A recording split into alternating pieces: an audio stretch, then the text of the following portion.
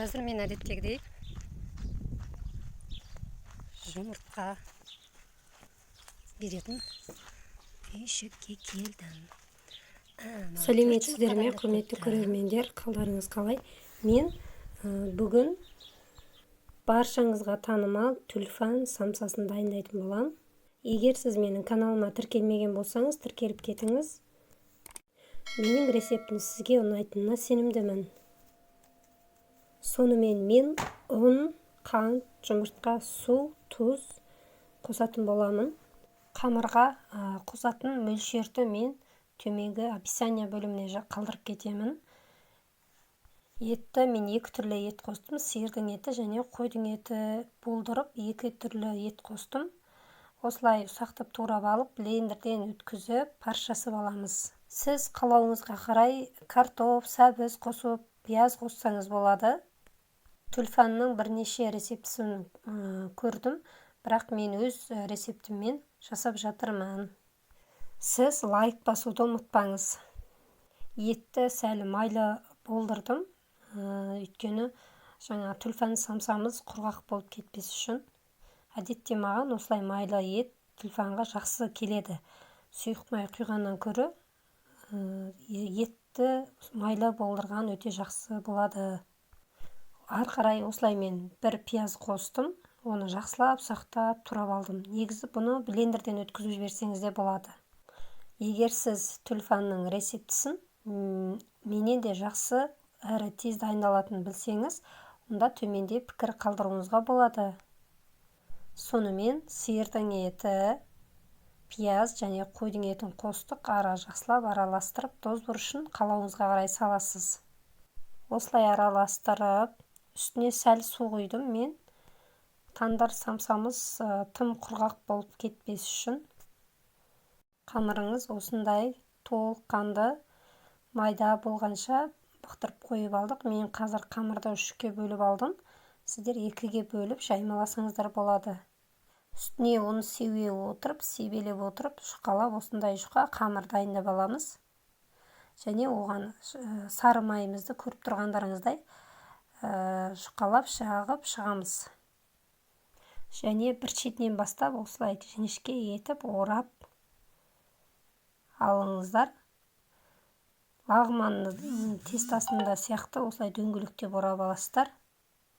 Әр қайсысын осылай орап алғаннан кейін оны осындай полиэтилен пакетімізге салып, холодильникке 1,5-2 сағатқа қоюға болады. 1 сағатқа қойсаңыз да болады. Дайын болған қамырды осылай жіңішкелеп турап, дөңгелек етіп дайындап аламыз. Барлығын осылай дайындап алғаннан кейін бір-бірлеп осылай жұқалап, өте жұқа болмайтындай етіп жұқалап жайып, ортасынан бөліп, дайын болған жаңағы паршымызды салып, асықпай бір-бірден түйреп, бекітіп, осындай үшбұрыш әдемі самса шығарамыз. Мен де енді 5-6 адамға дайындап жатырмын. Сіздер қаласаңыздар, бұдан да аз етіп жасауыңызға болады.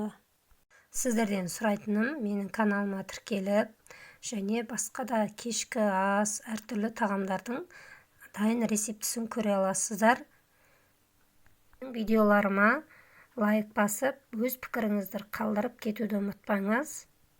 Осындай керемет, күшті, әдемі тюльпан самсасы пайда болды. Енді ұныту. Біз ыдысымызға салып, духовта 180 градусқа 35 минутқа қалдырамыз. Менің видеом сізге ұнайтынына сенімдімін. Сіздерге кішкене ұсыныс, келесі жолғы видеомда қандай тағамды пісіргенімді көргіңіз келеді, жаза кетіңіз. Тюльпан самсасын дайын болып салып алғаннан кейін сыртынан сары майды жағып, жақсылап әр қайсына жеке-жеке жағып шығамыз, құрғақ болып кетпес үшін. Сонымен мен барлығын жағып, тағамды духовқа салдым. Енді менде кішкене парш қалған екен. Мен осыған картоп, әдеттегі үйде кез келген үйде табылатын сәбіз қосып, жіңішкелеп турап алдым да 10 минутта дайын болатындай етіп тағам жасаймын. Мен табамызға етімізді, жаңа паршымызды жұқалап, шайып аламыз. Оның үстінен картоп немесе сәбізді жаймалаймыз. Мен бірінші сәбізді жаймалап алдым. Кейін үстіне картопты жаймалап, тұз, бұрыш салып, еттің бойымен бірдей етіп су құйдым да, жаңаға баяу отқа қойып 10-12 минутқа қайнаттым. Вау деуге болады, 10 минутта дайын болды менікі. Керемет, күшті сорпасымен әрі тойымды нан қосып жеуге балаларға өте ұнайды, мен балаларыма. Менің енді түлфан самсам да дайын болған екен. Мінекейіңіз өте әдемі, дәмді болды. Балаларым сүйсініп жақсы жеді. Керемет дәмді болды. Сіздер де жасап көріңіздер. Бүгінгі видеом сіздерге ұнайды деген сенімдемін. Сіздермен назарларыңызға рахмет. Сау болыңыздар.